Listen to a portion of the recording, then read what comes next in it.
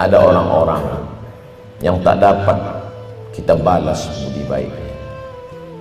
Kita tumpang 9 bulan 10 hari, bukan kamarnya, bukan rumahnya, perutnya, rahimnya, badannya, meregang nyawa dia mengeluarkan kita ke atas dunia. Pagi ini bahkan mulai malam tadi terbayang wajahnya di pelupuk mata. Sebagian saudara kita pulang dari sholat ini masih dapat mencium tangannya, memeluk tubuhnya yang rapuh. Tapi kita jangankan untuk memeluk badan jasadnya, untuk berziarah ke kuburnya pun jauh. Apa yang dapat kita katakan? Apa yang dapat kita sampaikan? Kalau masih sanggup mengirimkan Al-Fatihah, kirimkanlah. Kalau masih mampu melantunkan doa Rabbighfirli wali walidayya warhamhuma kama rabbayani shaghira, tetesan embun di atas gurun pasir yang panas, itulah yang akan disampaikan para malaikat ke makam-makam mereka. Orang tua yang dulu gagah perkasa, melepuh kulitnya karena terik panas matahari untuk menyekolahkan kita. Berapa banyak, berapa hari, berapa saat dia menahan makan demi untuk kebahagiaan kita. Tapi hari ini apa yang dapat kita balaskan untuk mereka? Di hari baik bulan mulia, berapa banyak orang yang bisa menggantikan bajunya dengan baju yang baru, membawakan makanan yang lezat, berharap bahwa makanan itu akan membasahi kerongkongannya. Tapi kita yang tak dapat membalas, kita dapat berkirim sedekah. Saat yang begitu sayang kepada ibunya datang bertanya kepada Nabi SAW, "Ya Rasulullah, ummi matat, ibuku sudah meninggal dunia ya Rasulullah. Afa atasaddaqu anha? Kalau aku bersedekah, apakah sampai pahalanya untuk dia? Apakah sedekahku itu hanya untuk aku saja? Apakah yang mendapatkan pahalanya cuma aku ya Rasulullah?" Apa jawab baginda? Tasaddaq, bersedekahlah saat pahalanya sampai. Oleh sebab itu, yang berkurban untuk orang tuanya, maka pahalanya sampai. Dia mendapatkannya, orang tuanya pun juga mendapatkan aliran pahala untuknya. Lalu kemudian saat bertanya, ayu sadaqatu afdal, apa sedekah yang paling afdal ya Rasulullah? Nabi menjawab, saqyul ma, memberikan air minum. Jazirah Arab, gurun pasir kering kerontang, panas terik. Apa yang bisa meringankan beban orang lain? Membuatkan sumur bor, menyiapkan air minum, maka buatlah itu. Negeri gemah ripah roh jenami, tongkat dan batu jadi tanaman, untayan zamrud katulistiwa subur, air melimpah ruah. Tapi masih ada anak-anak yatim yang belum bisa bersekolah, bayarkan. Ada masjid yang masih perlu bangunan, sambungkan. Ada tanah kosong yang perlu diwakafkan sehingga bisa mendirikan hotel. Kenapa mesti hotel? Bicara tanah wakaf hilang, tak bermakna, hanya sebagai tempat perkuburan. Berhenti, stop. Tidak, ternyata di atasnya dibangun hotel, dibangun ruko. Hasilnya disalurkan untuk fakir miskin dan duafa. Dengan niat ayah dan ibu, mengalirlah pahalanya sampai ke makam mereka. Hari ini kita berkumpul, hari ini kita berzikir, hari ini kita bertakbir mengagungkan asma Allah. Allahu Akbar, Allahu Akbar, Allahu Akbar, la ilaha illallah, wallahu Akbar. Hanya takbir itu saja yang dapat mengusir risau hati gundah gulana. Hanya takbir itu saja yang dapat menghilangkan kesedihan. Hanya takbir itu saja yang dapat menguatkan jiwa. Sesungguhnya di balik tubuh yang gagah perkasa itu rapuh, sedih. Apa yang bisa menghilangkan kesedihan? Dirimu merasa kecil, dirimu merasa tak bermakna, maka agungkan Allah dengan melafazkan Allahu Akbar. Datang risaumu, usir dengan Allahu Akbar. Datang sedihmu, halau dengan Allahu Akbar. Saat itu kita sedang mengagungkan Allah, kita sedang bernaung di bawah bayang-bayang keagungan kemuliaan La ilaha illallah wallahu akbar walillahil hamd. Hari ini kita masih bisa berkirim doa pada orang tua. Hari ini kita masih mengenang ayah dan bunda. Yang perlu kita pikirkan ke depan, apakah 20 tahun, 30 tahun akan datang saat kita sudah mati dimakan cacing tanah, masuk ke liang lahat, apakah anak-anak kita juga akan mampu mengangkat tangan dan berdoa, Rabbighfirli wa liwalidayya warhamhuma kama rabbayani shaghira? Apakah anak-anak kita nanti akan datang ke pengurus masjid berkata, ini kurban untuk saya, ini kurban untuk istri saya, ini kurban untuk anak saya, dan ini kurban untuk almarhum ayah dan almarhum ibu saya? Kita tak dapat menjawabnya sekarang. Begitu mudah menggerakkan anak lidah. Dia mungkin akan menjadi orang kaya, dia mungkin akan menjadi pejabat yang punya kuasa. Cita-cita orang tua sudah terlaksana, tapi apakah dia akan mengenang kita? Tak ada jaminan. Kalau tidak, kita tanamkan pendidikan agama. Berkurban adalah pesan dari kehidupan Nabi Ibrahim alaihissalam. Tapi jangan lupa, berbakti kepada orang tua bagian dari ajaran yang dibawa oleh Nabi Ibrahim alaihissalam. Apa kata ayahnya? Ayahnya bukanlah ayah yang biasa, tapi ayah yang luar biasa. Bukan sekedar penyembah berhala. Azar ayah Nabi Ibrahim pembuat berhala, pencetak berhala, penyembah berhala. Ketika Nabi Ibrahim mengajaknya untuk menyembah Allah, apa jawabnya? La in lam tantahi, kalau kau tak berhenti mendakwahi saya, kalau kau tidak berhenti menceramahi saya, kalau kau tidak berhenti untuk memberikan hidayah, kalau kau tidak berhenti untuk mengajak aku, la arjumannaka, aku lempar engkau dengan batu. Wahjurni maliya, tinggalkan aku untuk waktu yang lama. Pergilah engkau wahai Ibrahim. Kasar kata-katanya. Apakah Ibrahim mencaci maki sumpah serapah?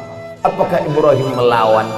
Dengan kelembutan Sayyidina Ibrahim alaihissalam berkata, Sa'astaghfirulaka Rabbi, aku akan memohonkan ampun kepada Allah untukmu wahai ayahku.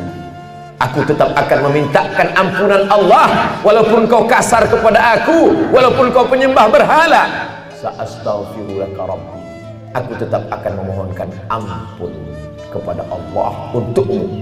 Apa balasan Allah untuk Ibrahim alaihissalam? Begitulah Allah. Allah tak pernah membalas satu.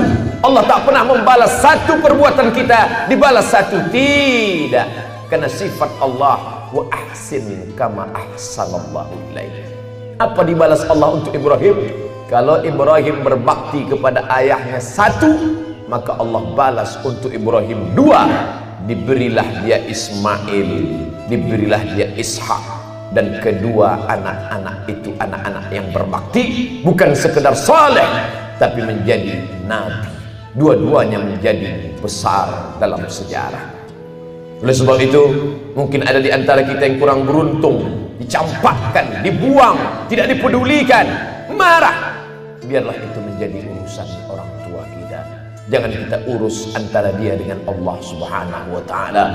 Karena andai kita gendong dia dari tempat kita duduk hari ini, kita bawa ke tanah suci Makkah Al-Mukarramah, kita gendong dalam keadaan tawaf, sa'i dan umrah, kembali lagi ke tempat kita, belum dapat menebus satu tetes darahnya saat melahirkan kita, belum dapat menebus susah hatinya, tidak dapat makan minumnya, muntahnya, panas dingin tubuhnya saat kita berada di dalam rahimnya. Andai dia salah, biarlah kesalahan itu antara dia dengan Allah saja. Tak perlu kita menjadi hakim yang merasa lebih berkuasa daripada Allah Subhanahu wa ta'ala. Oleh sebab itu, apa kata Allah dalam Al-Quran? Wa qadha rabbuka alla ta'budu illa iyyah. Allah mewajibkan supaya engkau beribadah kepada Allah.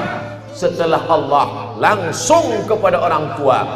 Wa bil walidaini ihsana, berbaktilah kepada orang tua. Daun-daun yang hijau hari ini akan layu dan mati. Mana penggantinya? ada tunas-tunas baru hijau muda. Kalau tidak kita tata dari sekarang. Kalau hendak membentuk buluh, kata orang Melayu, buluh berarti bambu. Kalau hendak membentuk bambu, kalau hendak membentuk buluh, biarlah dari rebung. Dia akan bengkok dan melengkung. Dia akan menjadi jambangan di tengah taman. Tapi kalau dia sudah menjadi bambu keras, hanya ada dua kemungkinan. Kalau tidak dia patah, atau kepala kita yang akan pecah. Oleh sebab itu sebelum dia hancur, mari kita didik, mari kita bentuk. Hari ini kita bawa anak-anak sholat berjamaah. Hari ini kita bawa mereka menghadap Allah. Muru auladakum bis salah. Suruh mereka melaksanakan sholat. Wahum abna'u sab'a sinin. Ketika mereka berumur 7 tahun. Kalau 7 tahun sudah sholat, apa maknanya? 5 tahun sudah menghafal surat-surat pendek. 4 tahun sudah mulai membuka Iqra. 7 tahun dia sudah hafal Iftitah. Sudah melekat di kepalanya Al-Fatihah. Dan sampai pada puncaknya selesai sholat, dia pandai pula bertasbih, bertahmid, bertakbir. Dan dia akan mendoakan kita, akan mengirimkan bacaan Al-Quran. Dan saat dia berjaya, berhasil dalam hidupnya, dia punya uang, dia tidak hanya memikirkan rumah yang besar, dia tidak hanya memikirkan kendaraan yang mewah, tapi dia pikirkan gelapnya kuburan kita, dia pikirkan sempitnya alam barzakh kita. Dia akan berdoa, lapangkan kuburan orang tua. Allahumma ja'al qabrahu raudhatan min riyadil jinan. Jadikan kuburnya salah satu dari taman-taman surgamu. La taj'al qabrahu hufratan min hufarin niran. Jangan jadikan kuburnya salah satu dari lubang neraka, ya Allah. Dapatkah kita mencetak generasi seperti itu di masa akan datang? Jawabannya ada pada apa yang kita tanam hari ini. Padi ditanam, belum tentu tumbuh rumput. Apatah lagi rumput itu betul yang kita tanam, tak akan pernah tumbuh padi. Oleh sebab itu, sedangkan baik pun kita buat, kita daftarkan pun mereka ke pondok pesantren, mungkin dia akan lari.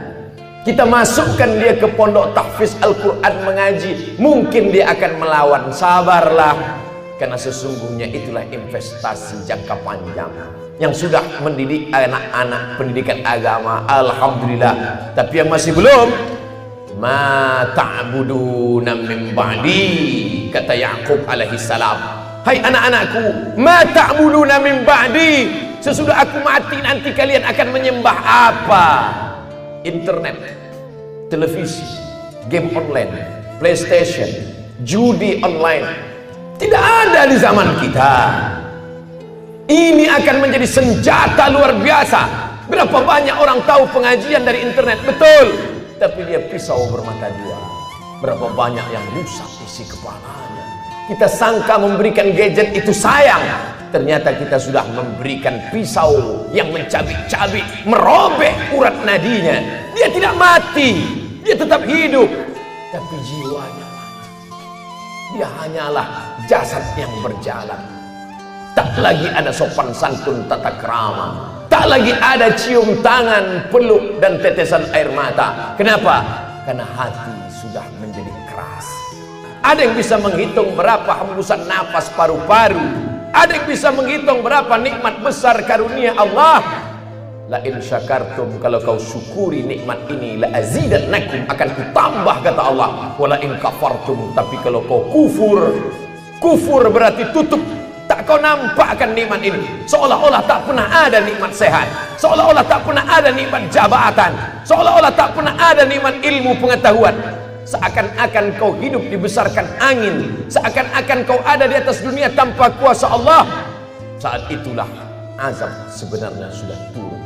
Nikmat berkurban, kurban perasaan, kurban uang belanja, kurban bagian dari kekuasaan, kurban dari ilmu pengetahuan. Hari ini kita dituntut, carilah rezeki sejauh mata memandang. Tapi ingat, semua akan tinggal. Tatsma'ul mayyita salasun, yang mengiring mayat ada 3. Ahluhu, anak, menantu, kawan, sahabat, teman sekantor, handai tolan. Mereka ramai berbondong-bondong mengiring ke pemakaman.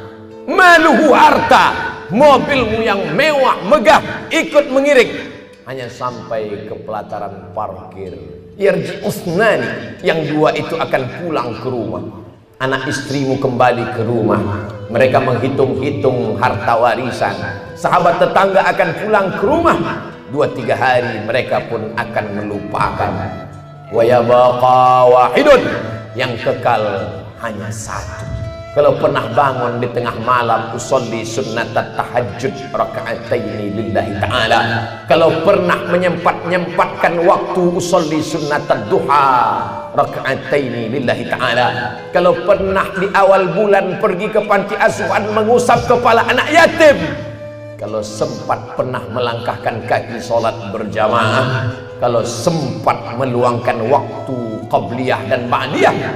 Hanya itulah yang akan dapat menolong di hadapan Allah Subhanahu wa ta'ala. Seorang ulama sufi, sufi diambil dari kata safa, suci hati dari sifat takabur, angkuh, sombong, dunia.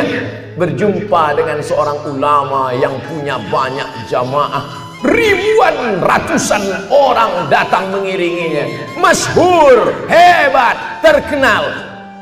Mati, akhirnya semua mati. Kullu nafsin dha'iqatul maut. Ulama sufi bertanya, wahai ulama masyhur, ya, apa yang kau dapat dari kemasyhuran, kepopuleranmu itu? Apa yang dilakukan Allah kepada engkau sekarang? Dia ambil debu, dia letakkan di tapak tangan, dia hembus dengan nafas terkuat. Begitulah kemasyhuran itu hilang tak pernah. Lalu apa yang dapat menolongmu di alam barzakh? Apa yang dapat membelamu di hadapan Allah? Saat 2 rakaat di tengah malam aku sempatkan. Saat aku sempatkan membaca bagian dari ayat-ayat Al-Quran. Saat aku sempat memetik tasbih subhanallah, alhamdulillah, subhanallah bihamdihi, subhanallahil azim. Itulah yang dapat menolong di hadapan Allah Subhanahu wa ta'ala. Jabatan tinggal, kemasyhuran tak berkesan. Yang dapat menolong di hadapan Allah illalladzina amanu, kecuali iman, wa amilus salihat, dan amal-amal saleh. Faman kana yarju liqa'a rabbih, siapa yang ingin berharap berjumpa dengan Allah, falyamal amalan salihah. Allah tak minta banyak, hanya 2 saja. Falyamal amalan salihah, amal saleh, wala yusyrik bi'ibadati rabbih ahada, tidak mempersekutukan Allah dengan apa-apa.